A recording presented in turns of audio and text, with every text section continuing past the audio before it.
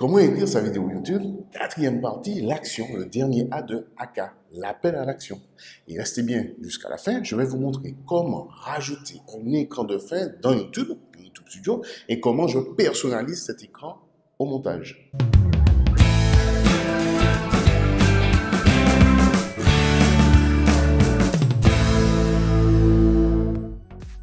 Bonjour et bienvenue sur ma chaîne dédiée à la vidéo marketing simple et facile, surtout pour ceux qui, comme moi, n'aiment pas se prendre la tête avec la technique.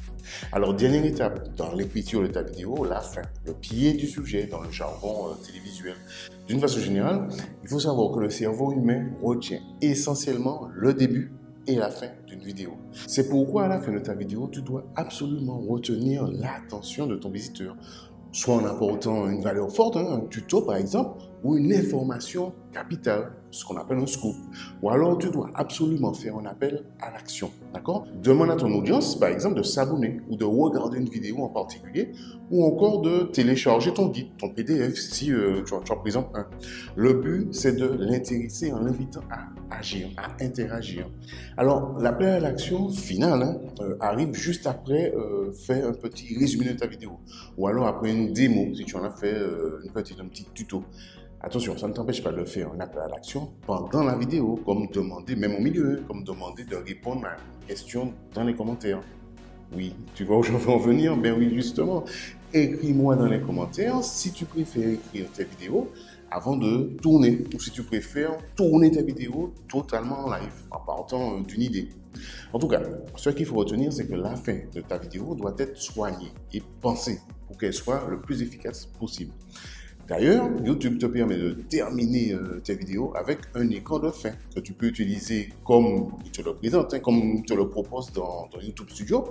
Ou sinon, tu peux le mettre à ta sauce, le personnaliser en apportant tes couleurs, tes habillages, ton design. Allez, ce qu'on va faire, on passe sur mon écran. Je te montre dans un premier temps comment mettre un écran de fin dans YouTube Studio. Et ensuite, je te montre comment je le mets à ma sauce dans mon logiciel de montage. À tout de suite. Donc là, en fait, on est dans YouTube Studio, d'accord? Donc, une fois que vous avez importé votre vidéo, ce qui est le cas, quand vous faites suivant, il vous propose en réalité, des fois vous ne faites pas attention pour ceux qui ne le font pas, après ceux qui le font, vous savez de quoi je parle, il propose d'ajouter un écran de fin. Donc, on fait ajouter, c'est l'importance en fait du truc, et ici vous choisissez en fait votre vignette, d'accord? Votre écran de fin en réalité. Donc, soit deux vidéos, une vignette, d'appel à l'action pour s'abonner, soit juste le petit cercle en fait c'est l'appel à l'action. On va mettre celui-là, moi en général je prends celui-là.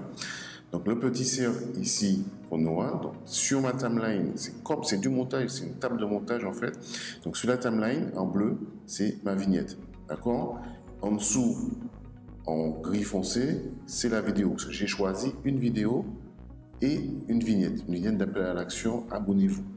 Donc là, sur la timeline, vous choisissez où vous voulez faire entrer votre vignette. Moi, en général, je fais entrer d'abord ma vignette un peu à la fin. Donc attention, comme j'ai déjà un petit appel à l'action, voilà, à partir d'ici, je fais entrer d'abord la vignette « Abonnez-vous » et un peu après, la vignette « Vidéo » sur laquelle il faut cliquer. Donc toujours un petit peu avant l'écran de fin final, d'accord? Donc ça, cet écran de fin là, je l'ai fait dans Canva avec un appel à l'action pour cliquer sur mon guide, si vous avez un guide ou un PDF, quelque chose comme ça. Donc ça, je l'ai fait dans Canva et je le rajoute dans iMovie, mon logiciel de montage. Donc il faut toujours prévoir de faire ça. Dans iMovie, on va y aller. D'ailleurs, on va essayer de voir ça tout de suite. Voilà.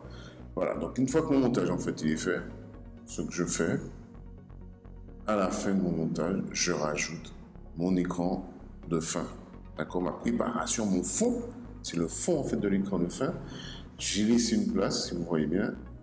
J'ai simplement fait ça dans Canva en laissant une place pour ajouter ma vignette ici d'appel à l'action et une vidéo. D'accord? Donc une fois que je suis effectivement dans YouTube Studio, voilà.